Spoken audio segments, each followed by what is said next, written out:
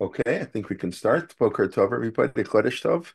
And welcome to class 132, our ongoing series on a close look at the Siddur. Okay, so we thought last week we'd get to Ata Kadosh, but the third bracha of the Shmon Esrei, but we spoke about other minhagim and all kinds of interesting things, I hope. And so we didn't quite get to it, but we'll start right off the bat with the third, and I guess it's the shortest bracha of the Shmon Esrei. Ata Kadosh, Shimcha Kadosh. Ugdoshim Chol Yom Yiluchasela. The nusach, you're holy, your name is holy, and the holy ones will praise you. Blessed is God who is holy. So you see right there, four times the word holy in 15 words. So holiness, whatever that means, we'll discuss a little bit, is the theme of the bracha. In Nusach Sfar, they add an extra holy, Ki Malach Gadol V'Kadosh Ata, before they say the bracha of El HaKadosh. Okay, so first of all, we'll say that many of the commentaries note that the first three brachot really parallel Avram, Yitzchak, and Yaakov. So, which makes a lot of sense in a sense. That's the origin of tefillah is through the prayer of our of what there is a debate in the Gemara that it's not exactly why we pray. Tefillah kineged korbanot or tefillah kineged avod. It's I don't even know how to translate the word kineged. It's parallel. In other words, because it's not saying that the obligation to pray stems from the korbanot, but the rabbis instituted the prayer services to correspond to the fact that either Avram, Yitzchak, and Yaakov each prayed, which is not really except perhaps for Abraham, it's not really direct in the Torah that they exactly prayed, but okay, the rabbis interpreting some of the things they did as prayer, and that's one thing. So because they prayed, so the rabbi said, let's parallel, let's correspond into our avot. Our forefathers, they established the patterns, the original patterns of Jewish life. And then the second opinion, they're not necessarily arguing with each other. You can say both. Is tefillah kineged korbanot, that since in the temple it's not in the temple they brought sacrifices, so we're going to establish our prayers like the sacrifices. It's a mistake. A lot of people say that prayers replace the sacrifices. That's not exactly true. I don't know, maybe it's not at all true. There was prayer during the time of the Beit Hamikdash too. It's not that they brought sacrifices and there was no prayer. And therefore, the whole purpose of the temple is to pray. Um, because that's what Yeshayahu says. You should, this already in the first temple, Vaviotim al Har Kodeshi, a verse we're all familiar with from Yom Kippur and all the fast days. I will bring you to my mountain, B'simachtim b'beit tefilati, and you will rejoice. I'll rejoice with you in my house. A prayer ki beiti beit tefillah, because my ki beiti, the Beit Hamikdash, the house you make for God, Asuli Mikdash, v'shachanti b'tocham. What's the purpose? Ki beiti beit tefillah. It's also a prayer. We've spoken about that. It's house of prayer for everybody. So this is Korbanot we're going on for another 800 years, and Yeshayahu is telling us the purpose of the Beit Hamikdash is prayer. Of course, there are other purposes to gather the Jewish people together. The Beit Hamikdash, I don't want to say the Korbanot were a minor feature of the temple, but they weren't the major feature. I don't think the Korbanot is the major feature of the temple. It's a feature of the temple. It was a gathering place for Jews. We came on Shalosh Regalim. We united. It was the biggest lost and found, etc. So the rabbis, again, it's not that prayer replaced the Korbanot, but especially when we didn't have Korbanot, the rabbis said, okay, we're going to pray Keneged Korbanot. Of course, the difference is, do we like Yaakov or not? And I mean, that's not a nice way to say it, but because if we do tefillot keneged avot, Avram, Yitzchak, Yaakov, so Yaakov is on par with Avram and Yitzchak. When we do tefillah keneged korbanot, so that's where we have the idea that tefillah mariv is only optional, because there was no sacrifice at night, but they burned the leftovers fats from the sacrifice in the day. So it's not exactly a sacrifice; it's a quasi sacrifice, and that's why Mariv has a lower status. But okay, whatever. So we do both in a sense. I think we assume the Tefillot are connected, Abraham, Yitzchak, Yaakov, but we also we the times of the Tefillot are connected to when the korbanot were brought. So that's the debate. Can you bring the morning sacrifice till 4 hours into the day, meaning a third of the day? Not, they divided the day into 12 periods of daylight. So now in the summer, an hour, what we call Shah Zmani, is 75 minutes. It's not 60 minutes because we got 15, 18, I don't know, and 17 hours of light a day, 16 hours of light a day. If you live and cross the Arctic Circle, you have 24 hours of light a day. So every shot is 2 hours, whatever. But a third of the day, or the other opinion, no, you can daven until noon, because they could bring the korban until noon. So that's real. And it's the same thing, by the way, by mincha. There is an opinion that you're only allowed to daven mincha till what we call plug mincha. Plug mincha, plug means half. A plukta is a debate, a machloket. Argument is a plukta. You divide. Two people are divided. So plug mincha is you divide halfway between what we call mincha ktana.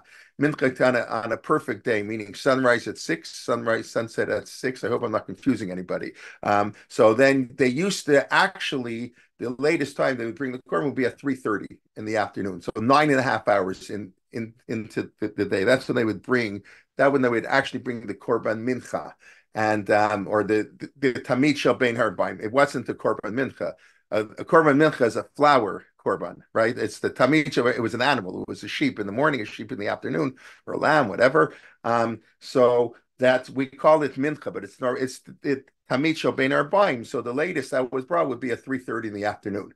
Erev Pesach, they bring it earlier, whatever. So 3:30 in the afternoon. So halfway between 3:30 and what we call mincha ktana and shkia and sunset at 6 o'clock, right, on a 12-hour day. So it's 4:45, an hour and a quarter before. This is an important time. I'm sure everybody here is aware of that, even if they're not fully aware of it. This is the earliest time you can bench lecht on Friday afternoon. The earliest time you can bring in Shabbos is plug hamincha. Where does this come from? So there was a debate. According to one opinion in the Gemara, you daven mincha until 4:45. And that's it. You cannot. And then in other words, 99% of the time when we daven mincha, I think most people daven mincha towards the end of the day, especially if they go to shul. They daven mincha marked together. So according to Rabbi Huda, I think now I forget which opinion, that you can't daven mincha. Then it's too late. You got to daven mincha in the afternoon, not 2 minutes before it gets dark in the afternoon, or you can't daven mincha.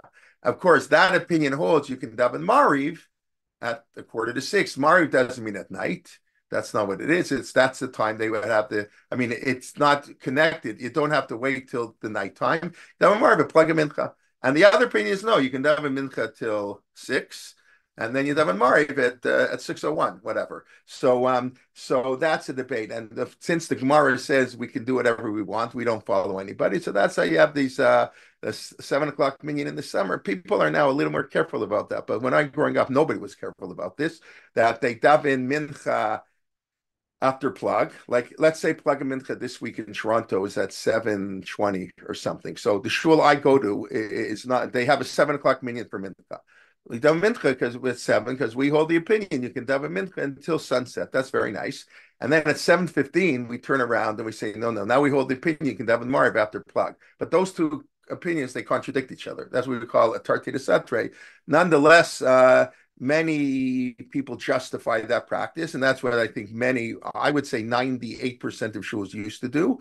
I would say today, many more shuls are careful about that. I don't know if your shul is, where, in other words, it means you can't just have at 7 o'clock in the summer every week. You have to flip it, have to switch according to when plug is. In New York, plug's a little bit earlier. I don't know if your plug ever gets as late as we get. We get to about 7:27. Probably in New York, it never gets late than 7, which means the 7 o'clock meeting is already too late. All right, I don't want to confuse with all the technical details, but it is interesting that Mariv doesn't necessarily have to be daven at nighttime. And, there's a debate when you can daven. Nonetheless, depending on where we started, the tefillot are keneged the korbanot. We sort of established the time based on when the korbanot were done, but the tefillot are keneged, are parallel to Avram, Yitzchak, and Yaakov.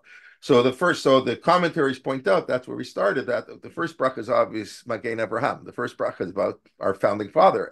We start Elohei Avraham. We mention, in other words, the Elohei Avraham, Elohei Yitzchak, Elohei Yaakov is really an introduction, not just to the first blessing, but the first 3 blessings. So the first bracha, Magen Abraham, and the language El Elyon, that's taken from Abraham and Melchizedek. The language comes from Abraham, and obviously we end at Magen Abraham. The second bracha we don't mention. Second and third bracha we don't mention Yitzchak and Yaakov.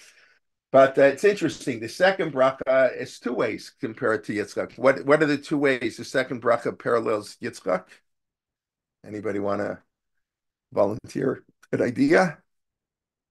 I guess nobody does. Okay, so number one is midrashically Yitzchak died on the altar, and he had a tchiyas hametim.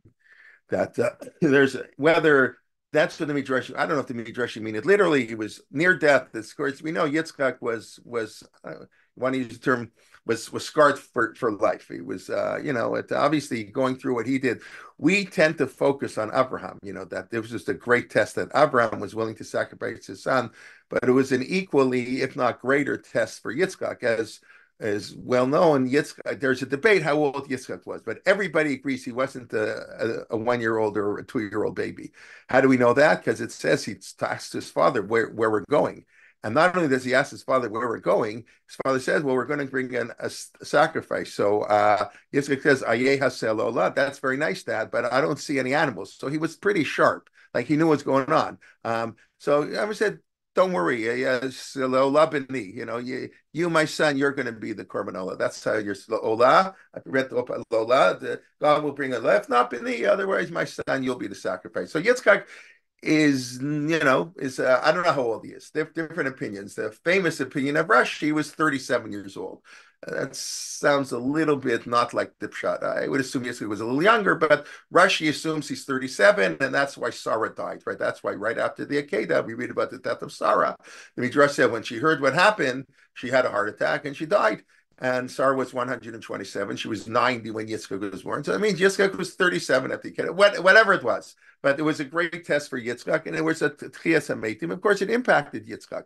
I always like to quote the one of the positive negatives, if I don't know if that term makes any sense, but Yitzchak developed probably from the altar what I always like to call, I don't know if I've ever mentioned here, I must have, the Yitzchak syndrome. You know what the Yitzchak syndrome is?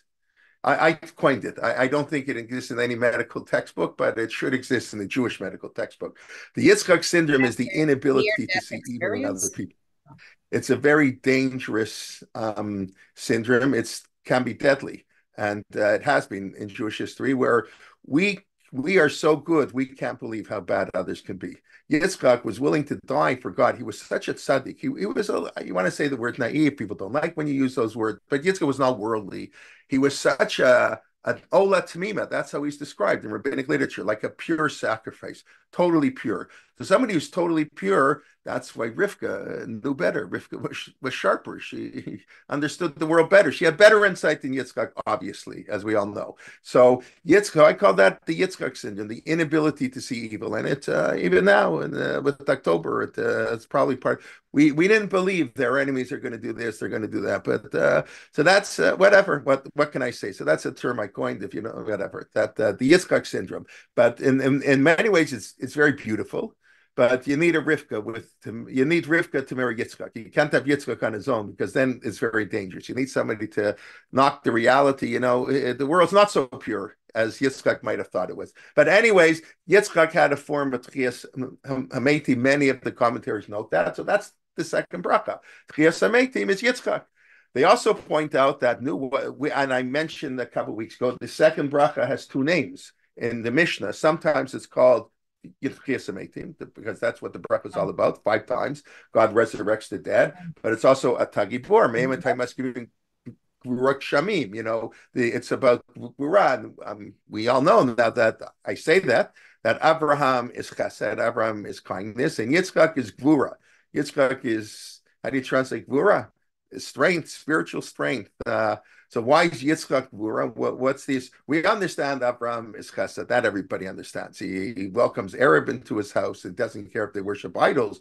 He prays for the people of Sodom. Abraham also, Abraham understood the people in Sodom were evil, but he just said, are you going to kill the evil and the righteous? No, you have to spare the wicked. He knew they were wicked. He just prayed on their behalf. That's, in a sense, even more amazing. So Abraham is full of chesed. Why is Yitzchak a gibor? So I say he did the Akedah. Now, Avram also did the Akedah. The same way I said it's a big test for Yitzchak, it is a big test for Avram too. So I don't know that Gvura, like because of the Akedah, makes Yitzchak more of a Gibor than Avram. Anybody want to Well, suggest why Yitzchak is the Gibor? don't we say Ezehu Gibor Hakovesh Yitzro? Okay, and therefore, So if you are willing, he hadn't heard it from Hashem. I think that always makes a big difference when we talk about the Akedah. And he was willing to give his life. That's to lie there like that. That always strikes me as a tremendous. He's second. He of course, it's a hadn't. tremendous thing, but I don't know why is Abraham any less? Avram had heard it straight from God. That's So what? tremendously impactful.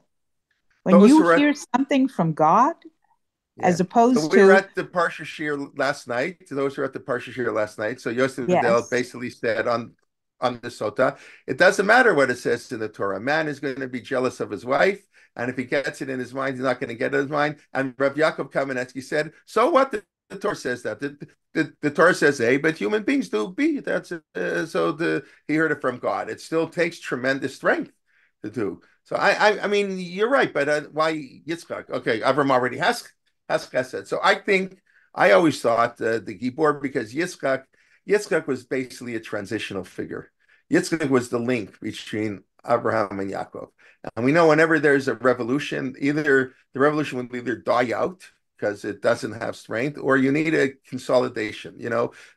Take in any aspect of life, you need the innovators, and then you need the consolidators, the people to get, and then you have growth. That's true in any company too, and any business. Yes, that middle link is really hard. Or to put it as like a different way, Yitzchak lived in the shadow of his father. What did he do? He dug the same wells. Basically, Yitzchak did whatever his father did. There's no food. Oh, daddy went to Egypt. I'll go to Egypt. Whatever it says, he built the same wells, digs, and plots, and all that stuff.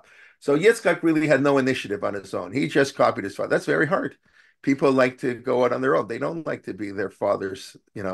Yitzchak ben Abraham. Mela Todot Yitzchak ben Abraham, right? Yitzchak is ben Abraham. What about Yitzchak? We don't call Abraham ben Terach, or we don't say Yaakov ben Yitzchak. It's whatever. So that takes tremendous strength, basically, to give up his personal initiative in order to understand that his job was, Avram was a radical revolutionary, and we need time to develop Avram's ideas, and then we can pass it on to Yaakov, and he can develop it further. So I think that takes tremendous strength. That's how I always understood Kippur. Yes, Yocheved, what did you want to say? So I guess it ends up being a little similar to what you said, but I was thinking that, at the beginning of a movement that Abraham started, that's like the ideological, exciting bit where you're getting people all inspired. But when turning something like that into an organized Yeah. traditional kind of Okay. religion, that's like the hard part. It's not so exciting anymore. So now we just have to figure out how to go about our daily lives. It becomes rote. So in a way Right. that takes more gevura than the person who began it, and then you're fighting against Yeah, for the Avram's cause. exciting. So it's really And the truth of the matter is, Yitzchak appears in one portion of the Chumash. There's very little in the Chumash about Yitzchak. Well, what do you know about Yitzchak? He was born, he was weaned. His father took him to the Akedah, and his father found him a shidduch, and that's it. And there's nothing about Yitzchak in the Torah, almost nothing. And then he likes Esav. Okay, and then we have one chapter. There's almost nothing about Yitzchak in the Torah. He's the transitional figure. So that's it. Anyways, okay. So that's the Avraham is the first bracha. Yitzchak is both Tchias and Gura, and Yaakov is kedusha. Why is Yaakov kedusha? Why do we associate the third bracha with Yaakov? he fought with an angel. And therefore, that makes him holy. That makes him unholy. No, that He, makes him like maybe because worldly. all the the Yaakov angel was the most changed his worldly. name. I assume The new Yaakov was the El, most worldly of the Avot. I mean, even I don't know him or Avram. I don't know which one. They were both right. He had the 12 Exposed to tribes. obviously Avram was the exposed new to El, idol. He had the the 12 new Sorry. El. tribes and all he had the 12 tribes and all his sons were holy. Well, you have to speak a little louder. My sound is not working 100%, so I'm sorry.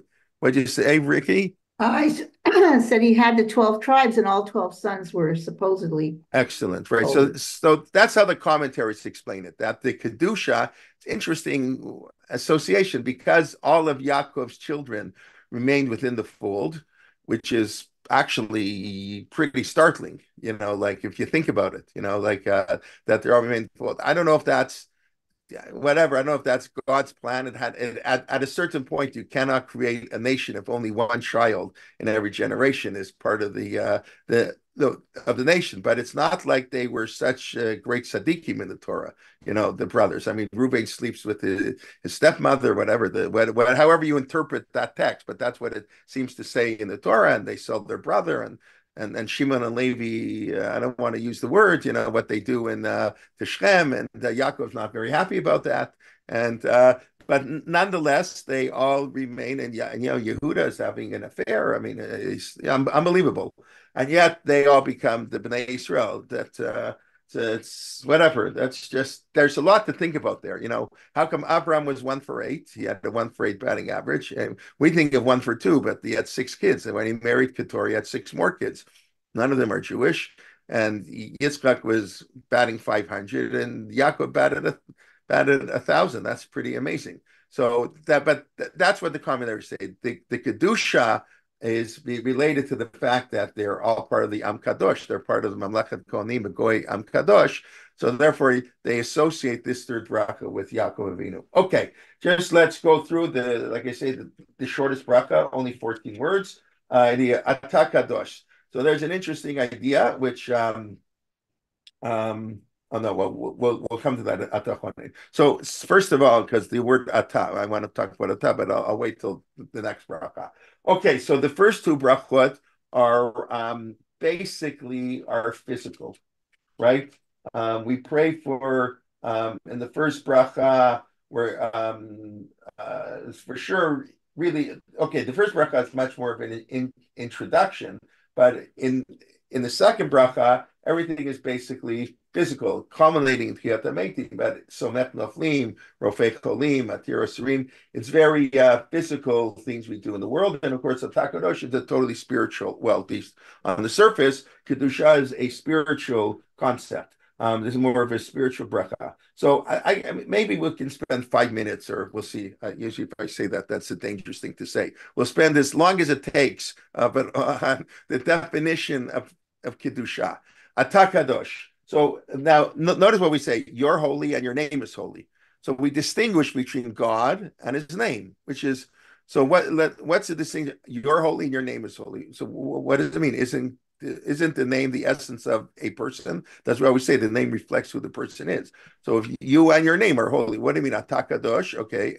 And you're holy and your name isn't holy. So what's the difference between Ata Kadosh and Shimcha Kadosh? Name could mean how you're spoken of, like your name in this world. Like, so you could in essence be holy, but people may not think you're holy.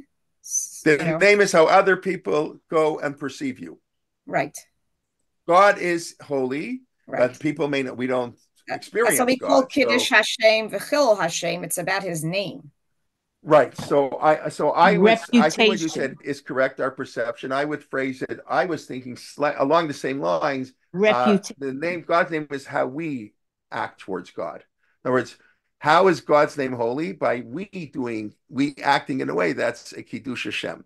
We have an obligation to sanctify this. One of our speakers said this, I don't know who, very recently, one of the Torah Motion speakers, maybe it was on Shavuos, I don't remember, maybe Tzvi Gromit was the one who said it, that the basic, I think it was him, the fundamental mitzvah of Judaism is that holiness, Kiddush Hashem. That's the mission of the Jewish people, to sanctify God's name. That's interesting. Often people say the fundamental mitzvah, love your neighbors, yourself, whatever it is. That's the fundamental aspect. And then I noted, that's why I remember now, it's Tzvi Gromit on Shavuos, is the Rambam. That's how the Rambam begins the Mishnah Torah, almost, right? The first 4 chapters of the Rambam, I don't understand one word. Maybe I understand one word, but I don't understand what he's talking about. The first 4, right? Everybody knows how many chapters there are in the Rambam? The Mishnah Torah, there are 14 books, okay? How many chapters are there? No one. I never told you this. So now apparently there are 1,000 chapters. Only the Rambam could do that. And the Rambam was such an organizer. Everything is so organized and precise. That's why we study the Rambam. Every word we study the Rambam like it's in the Chumash almost. Kiviyachol.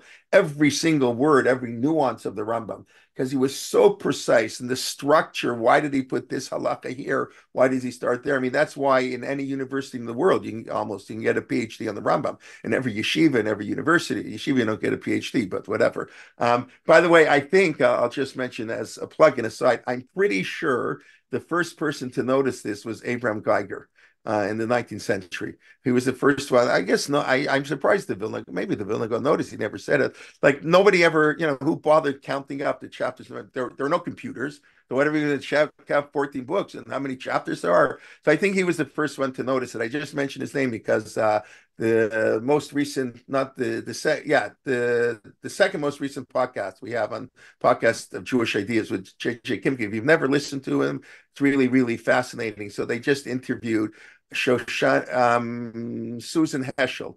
That's Abraham Joshua Heschel's daughter, who's a professor at Dartmouth. And she just gave a talk.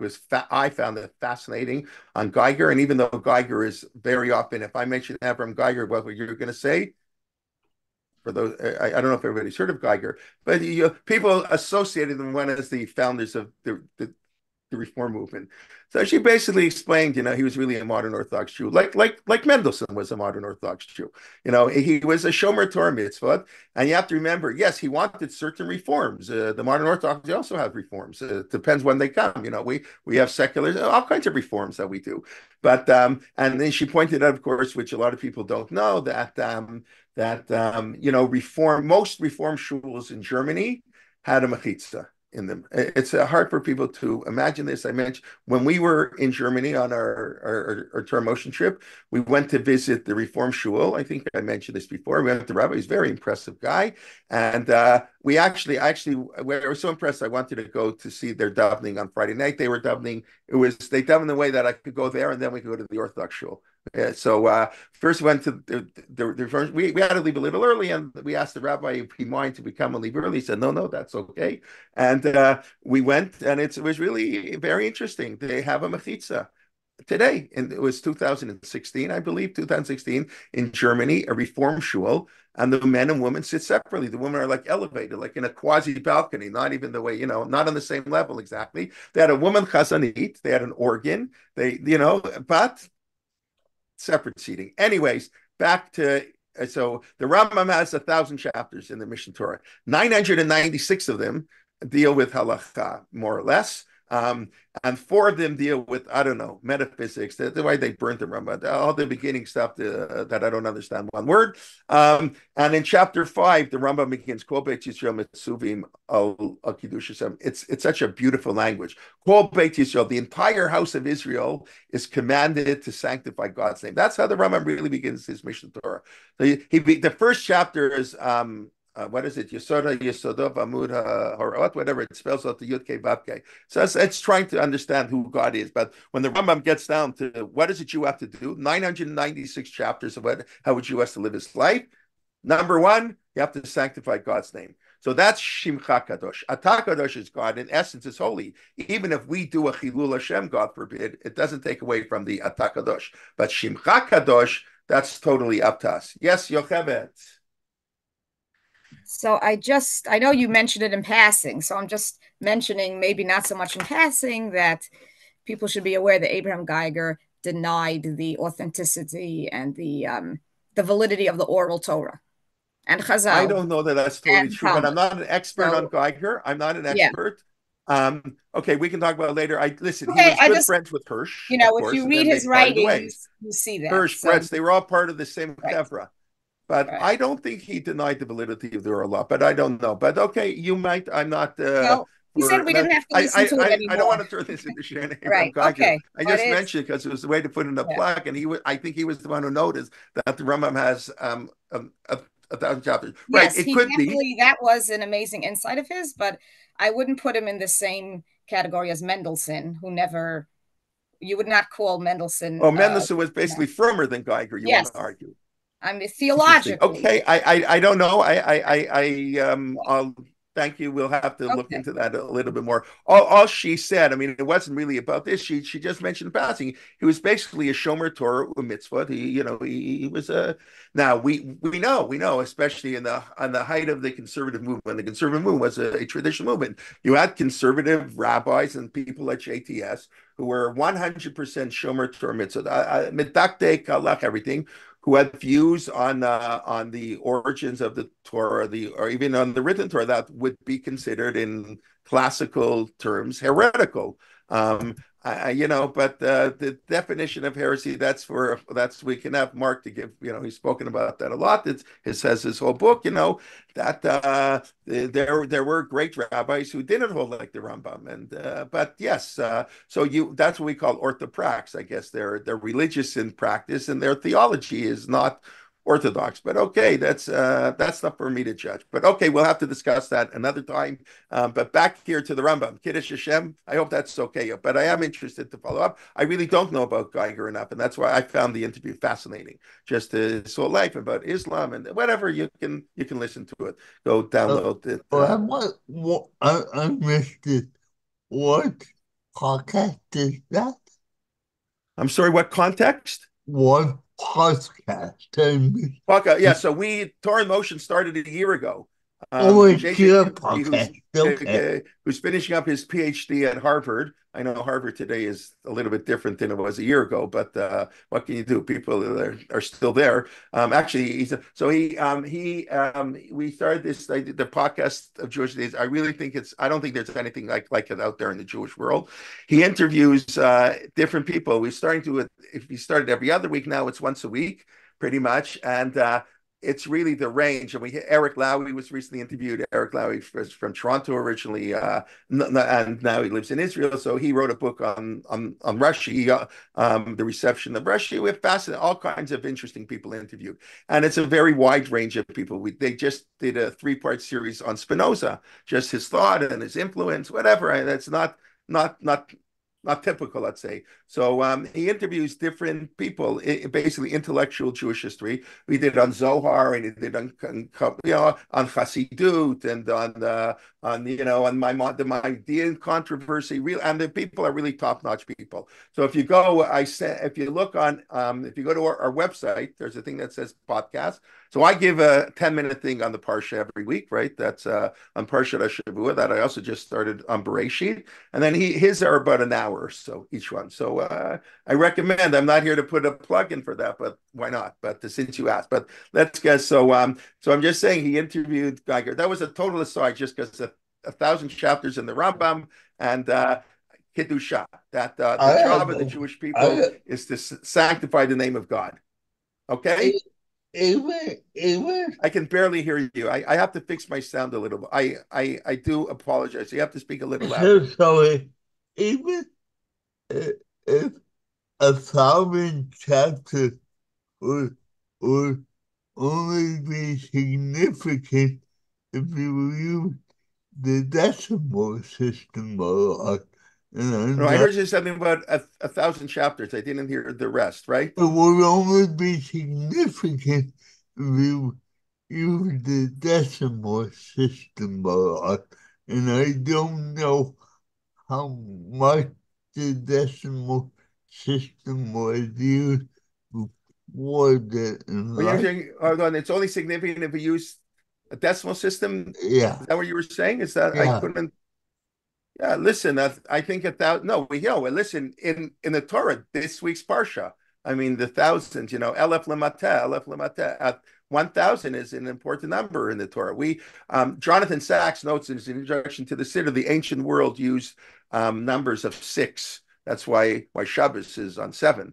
The nature was 6. So an hour is 60 minutes. A circle is 360 degrees. It was multiples of 6.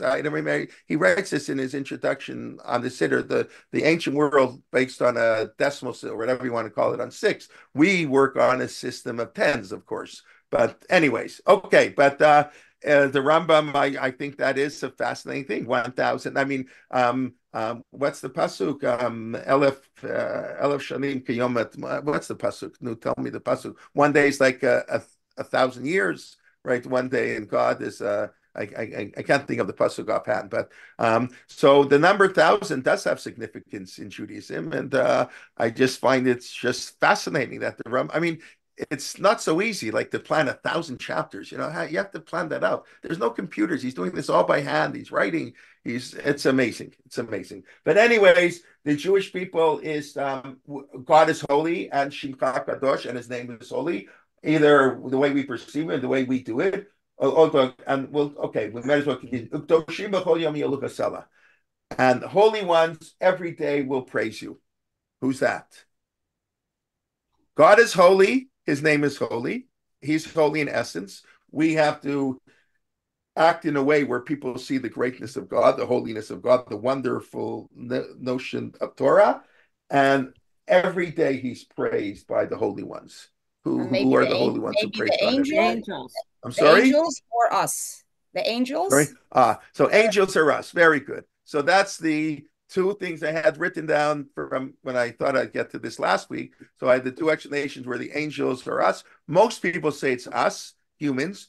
We, the holy ones, we praise God. And some say it's the angels. I like the explanation better. It's us. We, the Jewish people, are Am Kadosh. We praise God. Ashrei Yoshrei Beitecha. We praise God every day. Kol an Shema Hallelujah. Hallelujah. Could say it's the angels. The angels up high are praising God, which we say in our tefillot, Kulam Alpim, Kulam Barim. Or, with the angels come, Kadosh, Kadosh, Kadosh, they all come together. The angels, this could relate to the debate, who's on a higher level, angels or humans, whatever. So that's it. I think for us, it's always better to say we are the ones who have to praise God. God is holy. His name is holy. And we have to praise him. And then last night, I saw in the Siddur, where to have it, in the Torah Chaim, Siddur, one of the commentaries, I thought this is really interesting. Who the Kedoshim B'chol Yom Yuchasela is? Those are the righteous people who are in heaven, who have passed away. The Kadoshim in heaven are the ones who are praise God. I thought that was such a powerful explanation. And basically, he actually adds in something which, that in itself is very beautiful, that it's the righteous of this world. Unfortunately, there are too many like that. And Kadoshim B'chol Yom Yaluchas, they praise you up high. And he says it's only because a person can only be a righteous person, we know for sure, after he dies. That's what it's very interesting. I don't know, depressing or not, whatever, or maybe it's uplifting. It's comforting, perhaps. I don't know. That people, you never know. The Yetzer Hara never gives up. People, you never know what somebody's going to be like. People change, and the fact that somebody's righteous today doesn't mean he'll always be righteous. And that's I was just looking up now because I didn't that the Gemara says Yochanan, one of the high priests in the Second Temple for 80 years. He was an amazing person. And then he became a Sadducee. People change. So once a person dies, then he can be one who praises God. It's interesting. It's kind of reminds me how the Rambam says the only way to be to get repentance from the sin of desecrating God's name, of doing the opposite of Kiddush Hashem, of doing Echilul Hashem, is at death. So somehow death allows Kiddush Hashem to be magnified. But, the Rambam says Yom Kippur doesn't help, fasting doesn't help, nothing helps. You say you desecrate God's name, you can stand on your head and fast every day and say Achetz and really do wonderful things, but you can't repent the terrible thing until the person dies. That somehow, not that rectifies what you did, but somehow upon death, that serves as some form of an atonement for the person. Okay, so that's very nice. God is holy. We make God holy, and we praise him. We, people, the angels, the people who are no longer living. Okay, now we can discuss just for a few minutes, what does it mean to be holy? Anybody? Yocheved, can I pick on you? What does it mean to be holy? Well, what came to mind was what the way he defines it. In Go his on. famous shir on Kedusha Umalchus, that he says to be truly holy means you need to fail and then rise above. Where does the Rav say this?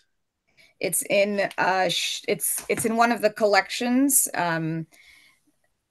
that he gave a shir called Kedusha Machos. He was talking about, well, why are those two words paired together? So he's saying, if you look at our kings or leaders, Moshe failed, David failed, but yet they overcame their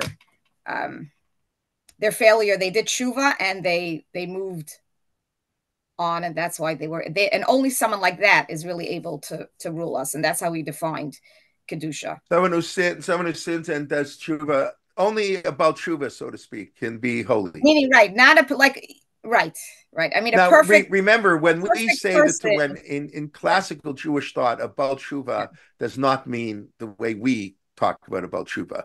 We talk about tshuva. Someone who grew up not religious becomes religious. Right. No, it means something. Right. There was no such thing in Jewish history to World War II. It didn't exist. There's maybe 5. I mean this in all seriousness. I don't know if there are 5 people in Jewish history before the middle part of the 20th century, at the beginning of the 20th century, who grew up not religious and became religious. First of all, it was next to impossible to grow up as a non-religious Jew. If you grew up, it meant you weren't Jewish. When you became not religious, you left the community and you became Christian or Muslim. There was no such thing as an organized, not religious Jewish community. And it was a one-way street. Throughout history, it was a one-way street, people leaving. Only in, I guess, when it became not religious, when with the Reform movement, really, only when you had an ability to maintain your Judaism. Really, I don't want to get into that. We were talking about Geiger before. The Maritz Chayitz has an essay where he's very critical of the rabbis. When the Reform movements, there's a lot to talk about here. And Mark Shapiro did a whole series on the rise of Reform and traditional attitudes. But I think people know the early Reformers were very moderate reforms. They're very moderate reforms. What about Reish Lakish? I'm sorry? Reish Lakish?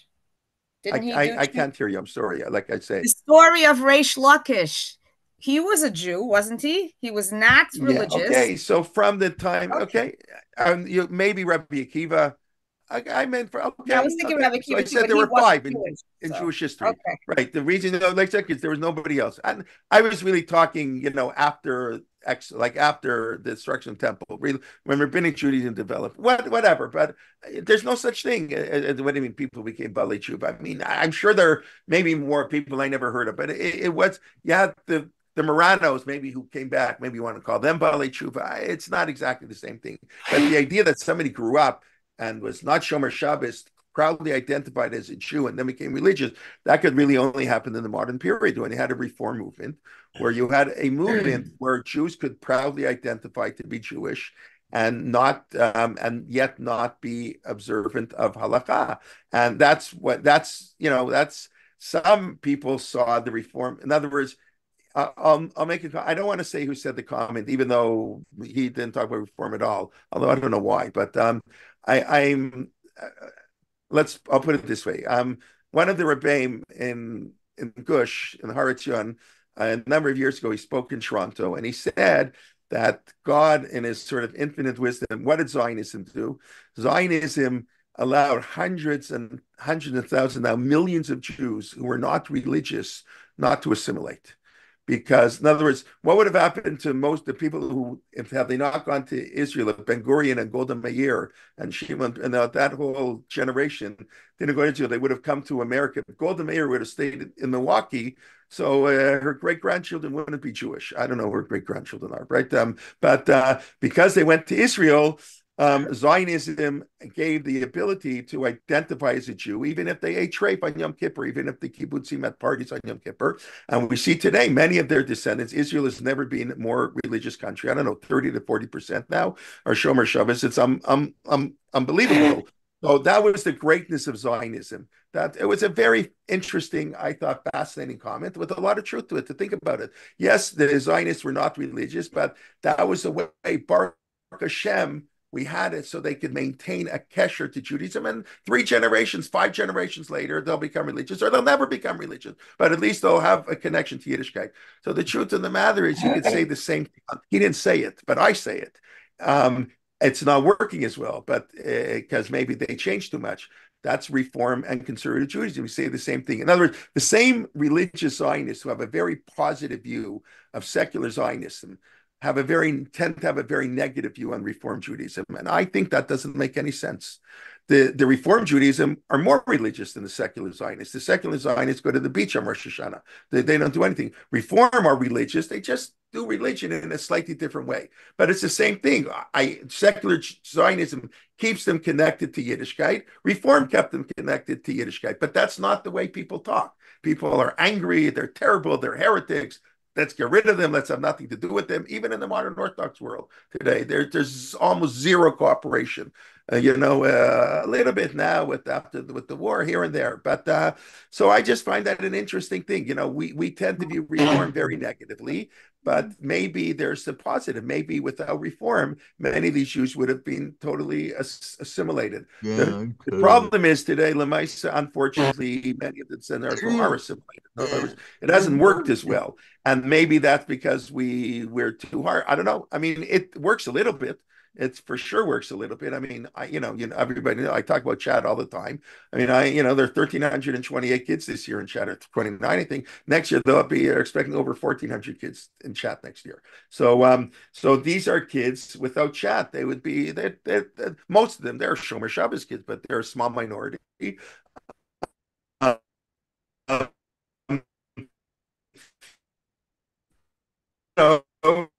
The chat keeps them connected to Judaism, and these are the futures of the Jewish nation. And if we didn't have a way for them to maintain their Judaism in a non-Orthodox setting, they might leave totally. So, it depends how you look at it. Okay, that's my religious liberalism coming out a little bit. Okay, Zev, you wanted to say something? Yeah, what about Yiftach? Loud.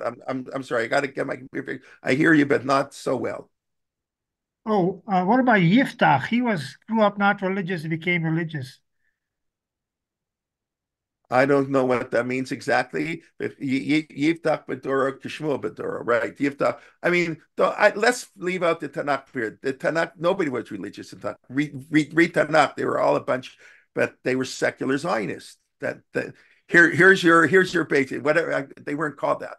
Read Tanakh. I mean, I've always said one of the reasons the yeshiva world doesn't study Tanakh is it's too theologically frightening. You read about all these kings; they were really terrible people.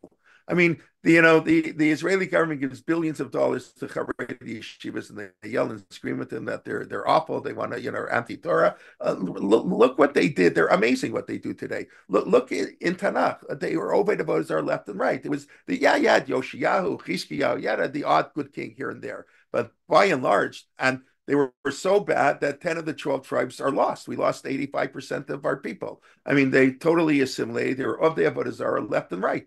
So that's Tanakh is a very theologically frightening book because how do you explain what's going on? I spent last week, and it's clear from the time of Ezra, they were all intermarried. They weren't observing Rosh Hashanah that you see in the Psukim in Ezra. I mean, they didn't know anything. They were nothing. I'm talking about when Rabbinic Judaism develops. But anyways, okay. Yeah, Reform Jews were at the Israel Day Parade. Yeah, of course. That's we should work together. Okay. And that's Rav Soloveitchik. Rav Soloveitchik distinguished between the community of faith and the community of faith, right? Faith, we are, when it comes to matters of religion, we shouldn't talk because we're different. We're not going to convince them. They're not going to convince us. We shouldn't waste our time. It's not right. Let's not argue. They have their belief system. Fine. That's okay. And we have our belief system. But when it comes to the ideas of Jewish faith, Israel, worldly concerns, anti-Semitism, what's going on, everything, Jewish community, that we can work together. We should. But unfortunately, that's a minority view in Orthodoxy. And it's even more of a minority view. In other words, when the Rabbi was alive, that was a pretty dominant view in the modern Orthodox world. All the, that whole generation, the Norman Lamb generation, that whole generation, they were willing to work with the Reform and the Orthodox. Today, much less. You're on the far fringes of Orthodoxy today. I think it's very sad, but okay, that's my personal opinion. But anyway, so how do we start talking about this? What is it? Holiness? All the Jews are holy. Reform, everybody's holy. All people are holy, right? So, because Yocheved said something about Malchut and Kedusha about Bal Tshuva. So I said, right. So I said there's the Balei Tshuva of the what Yocheved and Rav Soloveitchik are talking about, when the Rambam talked about tshuva, he means the religious Jew. That's how we got into a discussion. Jews either were religious or were out of the community until the modern era in large numbers. So about tshuva meant a religious Jew who sins. Everybody sins, and sometimes they do terrible sins. The Rambam describes sexual sins. Last night's parsha was on the Sota, and my podcast that I'm going to do today for next week for Naso, because can't do it on Shavuos, I'm going to talk about the Sota and the idea that the Mishnah says if the woman has merits, the waters don't work right away, can push off her punishment. I find that astounding. The woman committed adultery, right? It means if she's guilty, but she has merit. So the woman commits adultery, one of the three cardinal sins. You have to give up your life rather than commit adultery. And yet, the Mishnah is very happy to say, but if she takes her kid to learn Torah and she's a wonderful woman, then the waters ain't going to work. Wow. Don't always say she committed adultery, she's the worst person in the world, we've got to kill her. No.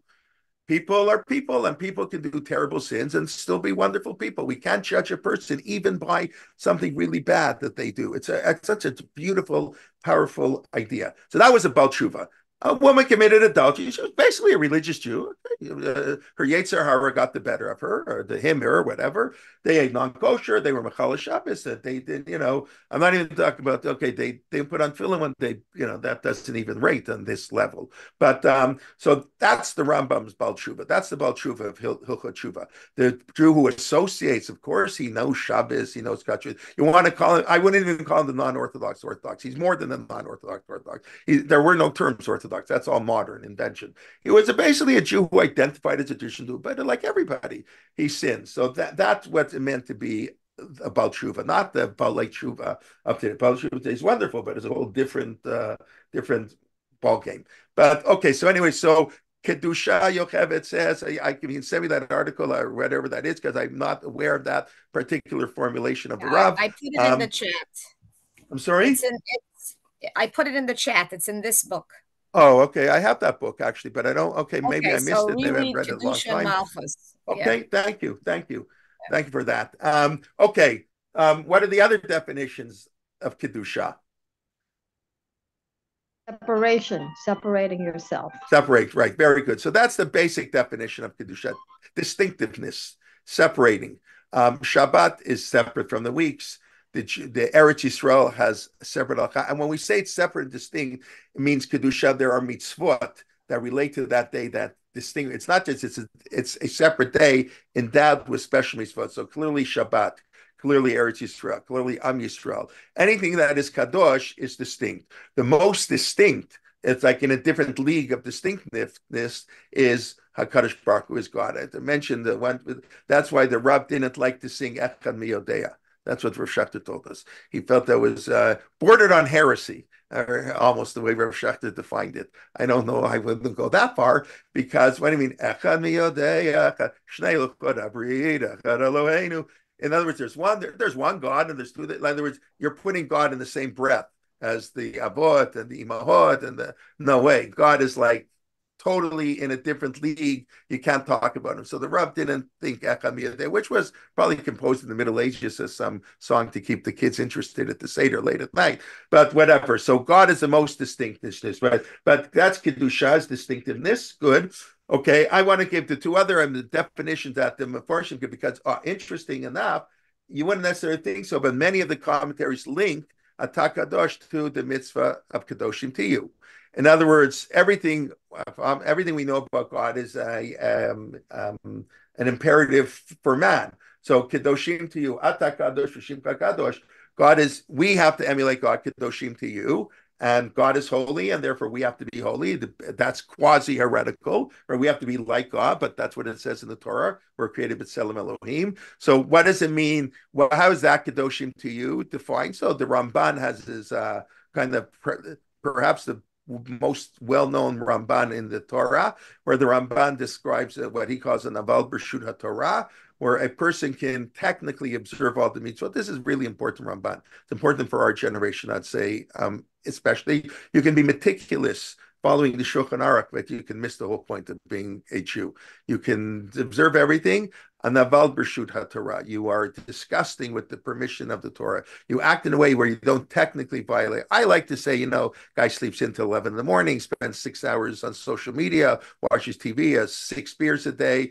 He didn't know none of those things is technically prohibited. There's no prohibition to sleep in, no prohibition to drink beer, have a barbecue, or to be on. So, but a person who lives a life is a disgusting person. And a nevela, which we'll come to next week, please God, and a different context, a dead animal with the permission of the Torah. It's kind of what Rav Yochanan said, that Jerusalem was destroyed because the Jewish people didn't act lifnin mishur hadin. They followed the laws of the Torah. Actually, Rav Yochanan says, going to be on our grade 10 chat exam, so don't tell anybody if you know any kids in my class in grade 10. But they know it's going to be an exam. They just don't know exactly what the question is going to be. But Rav Yochanan says that Jerusalem was only destroyed. The reason Jerusalem was destroyed because the Jewish people followed the laws of the Torah. That's what Rav Yochanan says. The Gemara says, well, are you nuts? That's fantastic. What else should they do? And remember, this discussion happened 200 years later. In other words, it's not Rabbi Yochanan explaining. Rabbi Yochanan said Jerusalem was destroyed because we followed the laws of the Torah. So the Gemara, 150 years later, Rabbi Yochanan is the first generation of Amorim. He's raised around the year in the middle of the 3rd century, beginning of the 3rd century. So the Talmud Bavli is whatever they're discussing. Wow, that's amazing. He said, no, you don't understand. What he meant, he didn't say it. What he meant was they followed the laws of the Torah, but they didn't go beyond the laws of the Torah. Sometimes the law of the Torah is unfair because law is totally objective, and a law can never distinguish. Jewish law, as we say, Yikov Adin at the heart, pierces the mountain. It doesn't matter if you're poor. It doesn't matter anything. It's totally objective. But we know in life that's not right, fair. So 95% of the time the law works, but there are times the law really doesn't work. So you have to act in a way that even though somebody has legal rights, you give them up because subjectively it's much fairer to do that. There's much more to discuss what Lifnei Mishur Hadin means. So Kedusha, the Ramban says, is you can. The mitzvah to be Kadosh means don't be an Avodah Torah. Follow what we might call the spirit of the Torah. Understand the values underlying the mitzvah. Every mitzvah has a value, has an idea it's trying to express, and this is something we forget a lot. We're so caught up, on the Torah, on the technical details. We lose what's the expression? The forest of the trees. We sometimes lose the big picture. It is a problem. It's because it is very easy. It's like it's like Chaim Soloveitchik finishes his seminal article, Rupture and Reconstruction, with when he was in Ponevezh as, I guess, 18, 19 years old. He went for Elosman. This must have been in the early 50s. So he went and he said he was sort of disappointed. He writes that the intensity of learning was unbelievable, of course, etc. But he didn't feel the fear of God at all. And he says in his shul in Maimonides, whatever, in Boston, had people who drove to shul on Shabbos. They didn't keep kosher. They were not religious. But came Yom Kippur, they were crying. You felt they knew it was Yom Adin. They grew up in Europe. They knew it was Yom Adin. They weren't religious, but they knew Yom Kippur is Yom Adin. So in Ponevezh, it was intellectualized. So they didn't feel the Yom Adin. And as he ends his article, if I remember correctly, whether this is the last sentence or the third last sentence, they've replaced the fear of God with the fear of the Shulchan Aruch. And the reason we observe the Shulchan Aruch is they get to the fear of God. That's how the Rambam begins his code, the first chapter. The basis, Yesod Yesodot, the fundamental values to know that there's a God in the world. The Shulchan Aruch, the mitzvot, is a way to get to know that.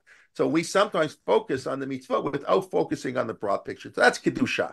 That's what the Rambam is saying, Kedusha. Now, B'Rshut Torah, look at the overarching values, look at the big picture. Don't get hung up on the little things. Yeah, the little things are important, but not if they don't lead you to the bigger things. So that's one definition. I'll just end with one more, a very simple. Okay, really two more. So I'll just mention one, and maybe next week we'll start with the other quickly. It's getting late. So Rashi's definition is is that since we're talking on sota and sexual sins and tshuva, so the Rashi's definition of kedusha, prushimina arayot, to separate yourself from sexual infidelity. And where does Rashi get this from? So he gets it from, he just reads the Chumash, because chapter Kedoshim to you is the beginning of chapter 19 in Vayikra. Very nice. What's chapter 18? So chapter 18 is what we read at Mincha and Yom Kippur. Chapter 18 is Kamasei Eretz Mitzrayim, Lo Tasu, and Kamasei Eretz Canaan. Don't be like the Egyptians and the Canaanites. And then it's all the sexual sins that we read about on Yom Kippur afternoon. Gili Arayot. That's the reading of Yom Kippur. So, and then immediately afterwards, it says, "Be holy." Must be.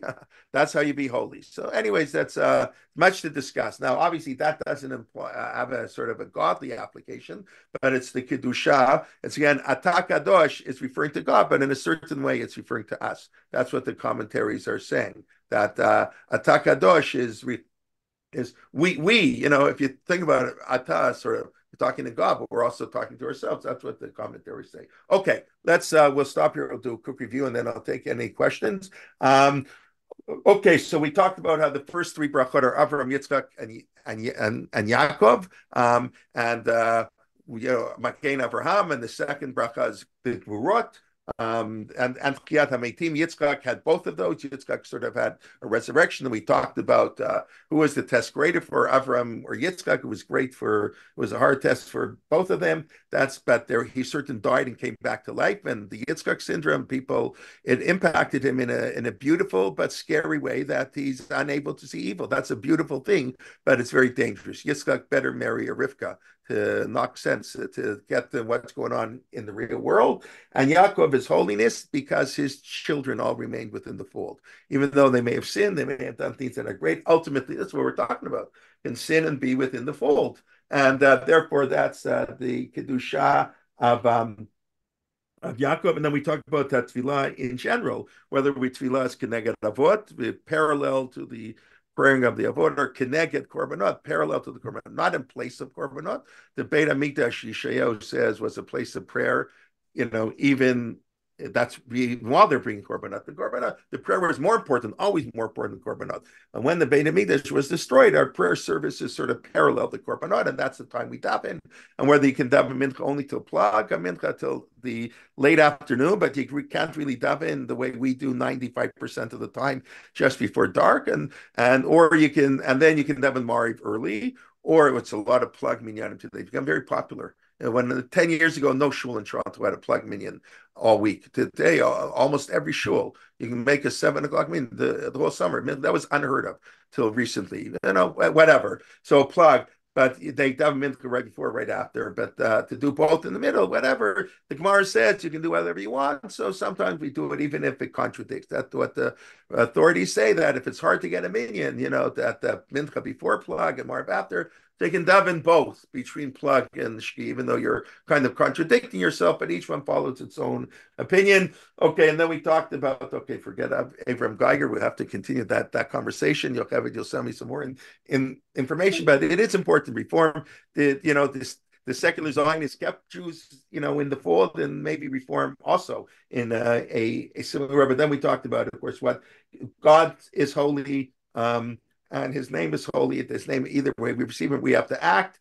And the Rambam begins the 1,000 chapters of the Rambam, chapter 5, after his 4 metaphysics chapters on the mitzvah of Kiddush Hashem, because that's the fundamental obligation of the Jew, to sanctify God's name, to make God's name great. And that's, of course, what Avram did. Vayikra b'shem Hashem. Avram would call out on God's name. So that's the idea of a Jew. And what Kedusha means, distinctiveness, growing from your sins, and that's Yocheved said. And what about Tshuva is today, how about Tshuva's change, and then Naval B'Shut HaTorah, to follow the value system of the Torah, not just the technical mitzvot. The technical mitzvot are meant to get us to the values, and then Rashi's idea of the sexual sins. Okay, let's see, any questions here? Let's see. Geiger making references. I don't know if that was Geiger. The Reform movement removed all references. I don't know if that was Geiger. It might be. He put out his own. I don't know if that's true. Geiger was born around 1810, I believe, or so. 1810, I think Geiger was born. The first Reformed temple in Hamburg opened in 1810. When did they remove Mechai HaMeitim in the Reform? It may have been before Geiger was, of age. I don't know.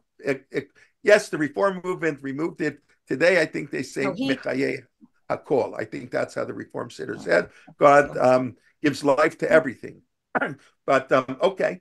Thank you very much. I couldn't think of the pasuk right. 1,000. The number 1,000 is important. 1,000 years in God are like one day. Yeah, yeah. Okay. Beginning of Vayikra, how to be holy. Right. That's chapter 19. Okay. Kedushas, there was separation. Right. That's what we talked about. Kedusha and Malchut. Okay. That's what we were talking about. Very good. People are judgmental. Yes, people are judgmental. We're not supposed to be judgmental. Alti Danikidi Ella. HaKadosh Baruch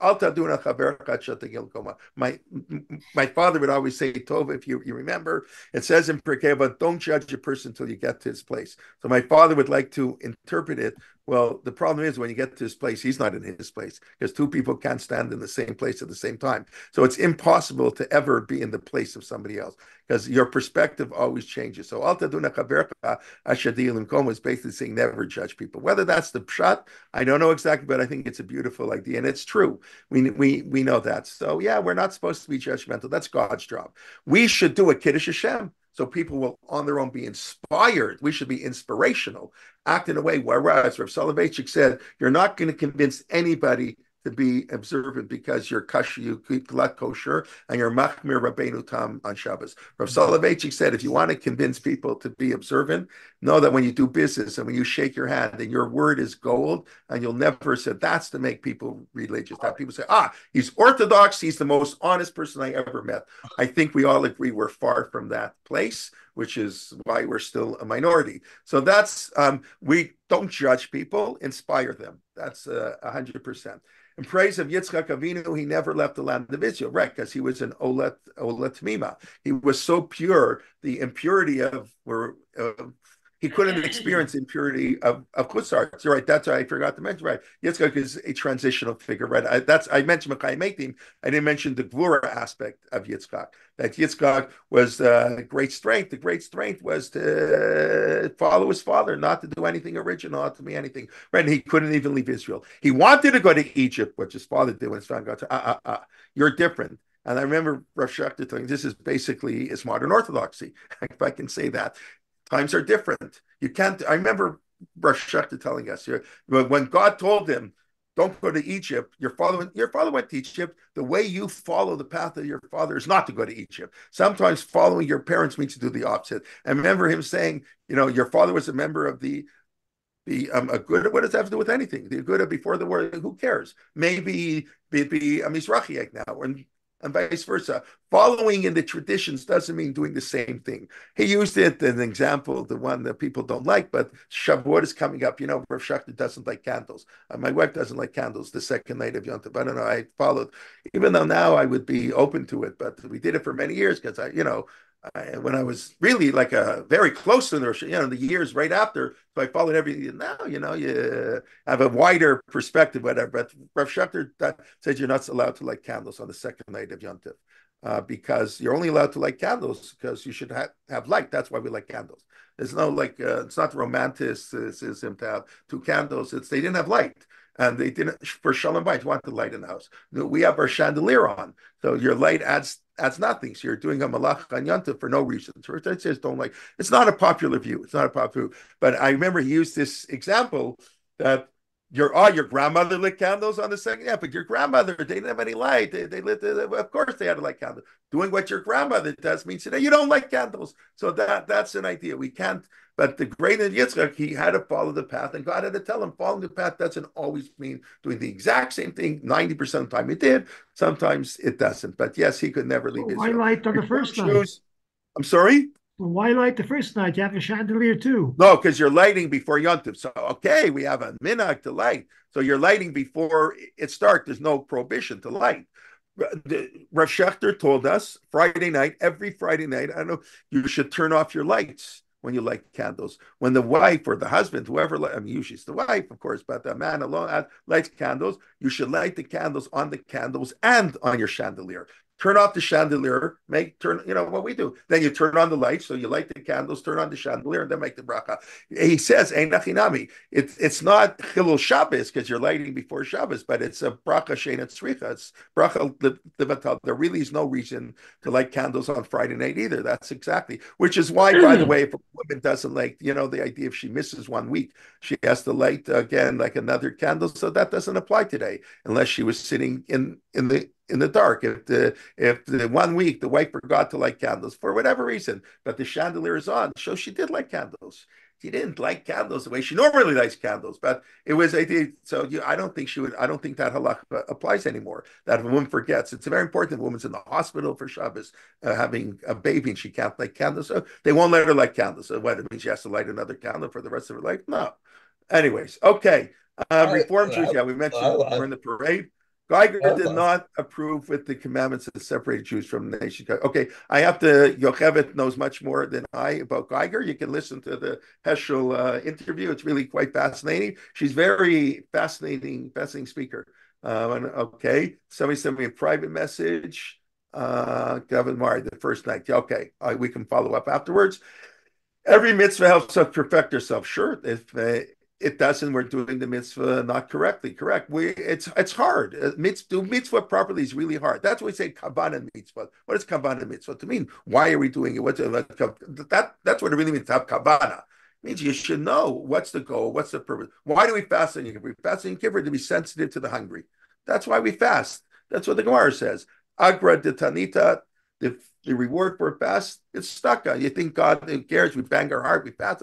Yeah, we have to fast, but that's not why we have to fast. So we should know what it's like to be hungry. So we should help the hungry. That's every mitzvah. We don't think like that. We consider that to reform, to think like these values. I don't know. This is the most orthodox thing one can do. This is, but you're right. It's hard. It's hard work. Davening, when a man gets married, yes, kiddushim. Thank you very much. Of course, I forgot that you separate. The husband and wife take one person, they separate them from everybody else, and that is kiddushin. Very good. Yeshiva, such as Yeshiva Chaim Berlin, you really feel okay, Bark. So maybe today it's much better. Okay, you feel the Yirtzeh Hashem fine, great. I experienced at Breuer's, with the same choir. Yeah, I left the choir at Breuer's, very good. The same melodies that I grew up with. Yes, very good. I know Rachel sent me an email a while ago that I'm sorry I never respond to about Breuer's, Dummy at Breuer's. Yeah. It's just a pity they have so few people these days. Almost everybody moved out. It's I don't know that are there other Breuer's community with the choir and the cousin and the tunes? I don't know. I have no idea. But Breuer's in Washington Heights is not what it once was. Observing the spirit law is called the fifth Shulchan Aruch. The fifth Shulchan Aruch, in my understanding, is common sense, not the spirit of the law. But maybe it's connected. The fifth volume of the Shulchan Aruch, there are only 4 parts of the Shulchan Aruch. But the fifth part of the non-existent fifth part of the Shulchan Aruch is common sense, to know how to apply the halacha. You can't just read it like a robot. That's why you've heard me speak before. Don't ask Rabbi Google your shilas. It's a terrible thing. It's really not good. It's great. The internet's phenomenal for Jewish information, but it's terrible for psak halakha, because psak is personal for halakhic decision. Halakha is an art and a science, and in the internet you get only some of the science. You can't get any of the art. You got to know the personal person. Then many times anybody who knows anything about, or who knows deep understanding of halakha, understands 2 people can ask the exact same question, the exact same words, and yet they'll get different answers, as they should. So, and Rabbi Google doesn't know any of that stuff. So it's terrible. People today, they don't know who needs a rabbi. Rabbi Google knows more. It's true. Rabbi Google does know more. There's no rabbi alive who knows as much Rabbi Google. I don't use AI. I was playing with my son on Chat GPS, and I just said, write an article on Lichnei. Oh my God, it is unbelievable. You don't have to do anything. Whatever you want from Chat GPT, AI today. Amazing. Ask him to give you a shear on the sota. Amazing shear on the sota. Oh, what happened to my camera? Unbelievable. It's a little scary. So it's phenomenal, but it doesn't know you. So it can't answer your halakhic question. But information today, nobody, no gadol, the Vilna Gaon, it puts the Vilna Gaon. The Vilna Gaon doesn't reach the top. I mean, it's not a nice thing to say, but you understand what I mean. The Vilna Gaon doesn't come close to AI. My son says, no, I didn't realize that. No human being has beat a computer. No, like no human being today can beat a computer in chess. The world's chess master cannot beat a computer in chess. It's impossible today. So no, but we're not computers. Halakha is not a computer. Values. Okay, so I don't know. But anyways, common sense. Okay. Any other questions, comments, criticism? Marty, yes, loudly, because please. I'll tell you when I was still living at home, but there was a period of time when my parents had to be in Israel very often for some family work that my my my father was doing. So our sacrist told me that that that if I was invited out for dinner on Friday night, that because me and fire don't go together, he suggested that I go out, and when I leave the porch light on in the house, it should make a bracha. And that's how I put on candles. Okay, if I heard you correctly, I may not fully heard. I'm sorry. I got to get my computer a little fixed. When you went out to eat, when your parents went out to eat for Shabbos, you would light the candles beforehand, or something come back.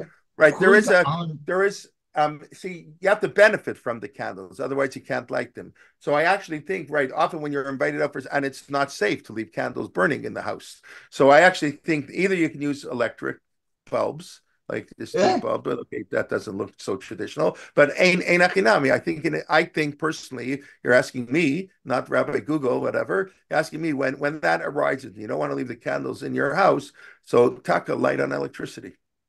That make bracha, like turn off the electricity and light on the chandelier. And when you come home, you'll benefit. There's no halacha you have to light by candles. When the rabbis made the takana to light Friday night candles, meant to have light. They didn't tell you how you have to light.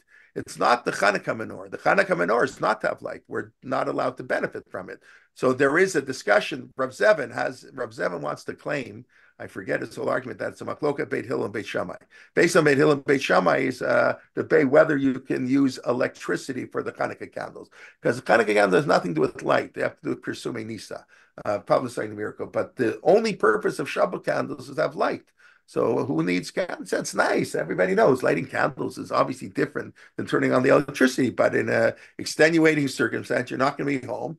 And unfortunately, there have been too many fires every year, every once in a year, but a fire. Somebody left the house with candles on. So it's probably not allowed to leave the house with candles on. So you light on electricicity. In hospitals, one lights on electricity. I'm sorry? In hospitals, one uses electricity to light for Shabbos. Right. If hospitals don't let you use candles, right. I can tell you. Right. Okay. Anyways, yeah. Okay. Otherwise, wish everybody Shabbat Shalom. Next week we have a very condensed, schedule. We have our regular on Sunday, Rabbi Liebtag and Benny Gesundheit, and Chaim Angel is going to finish on Monday, but Rabbi Schulman's not giving class on Tuesday or Yom Tov. Thursday night we won't have the Parsha Shir because Yom Tov ends so late, but Friday morning, please God, we'll continue with our Siddur class for next week. Okay. I want to wish everybody Shabbat Shalom, be well, and thank you very much. Do you have another minute? I'm sorry? Do you have a minute to talk about Shabbos. Maariv? You want to write, so you want to know what's the earliest time you can daven Maariv the first day of Shul. So you're asking me, plug him in. Even though the custom in most shuls is to bring in Shavuos late, I know of a number of, I discussed this once with a posek too. There is good reason for us living where it gets dark at 9:30 at night to bring in Yontif early, even the first night. I suggested it to Orchaim, my shul, that they should do that. They'd have more learning, extra learning, but they didn't want to go for that. That was too What about radical for Kiddush? them. So for older people who can't stay up to 9:30 with something, you can make a 7 o'clock minion like you do every Friday night. What about Kiddush? What's the earliest Kiddush? Yeah, same thing, like on Friday night.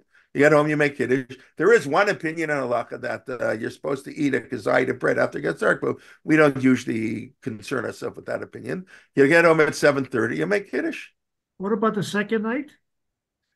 So here's very interesting. Our shul is doing something they never did before, and it's become popular again. I also changed. They're doing a plug mincha, a plug mincha on the second night.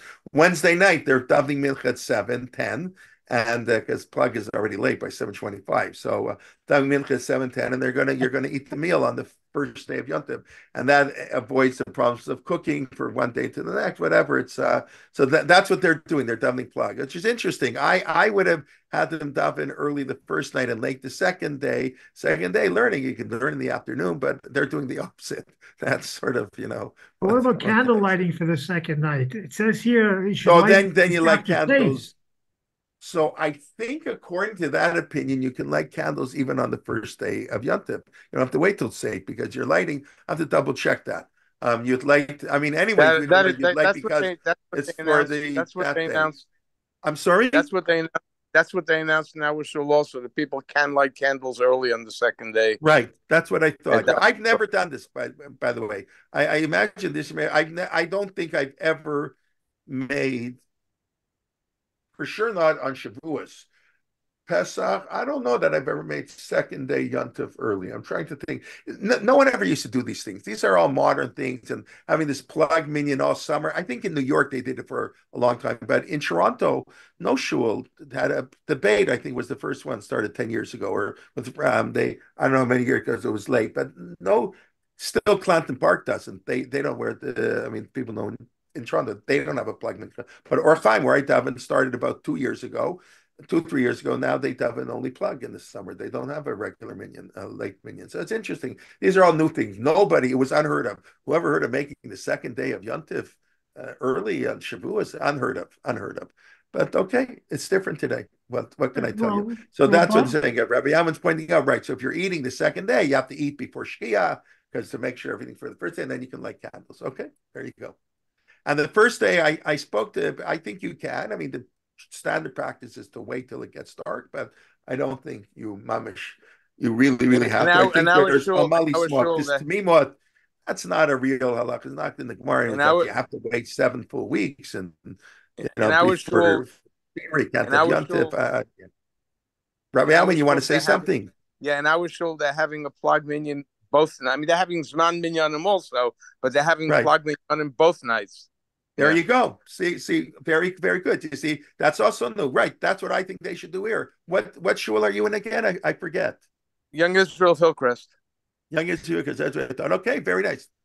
Say Rabbi Weiss, give Rabbi Weiss my best. Rabbi Weiss he's not there anymore. He's now in Whitman. He retired. Oh, how long ago was that? I'm so out of it. He's already finishing the second year. He's working in Stern College in the pre-med program. Well, so we were in Shir together. We were in Rosh Hashanah Shir together, Richie and I. I didn't know he's not in the shul anymore. Okay, you see, I'm out of it. But so that's very interesting. I think it's great that they're doing a plug minion the first night. But that's also newish. These are new. Okay. Very, very new. Everyone always used to yell, Tamimos. Right, but it's not a real halacha. That's 100% correct. I think it's great. I'm all for it. The neighborhood is getting older. I tried to convince my shul to do it, and they wouldn't do it. The neighborhood is getting older, and people don't want to eat so late. Right. I got it 100%. 100%. Okay. Want to wish everybody a Shabbat Shalom. Shabbat Shalom. Chodesh Tov. Okay. Be well, everybody. Thank you very much. Okay. Bye-bye.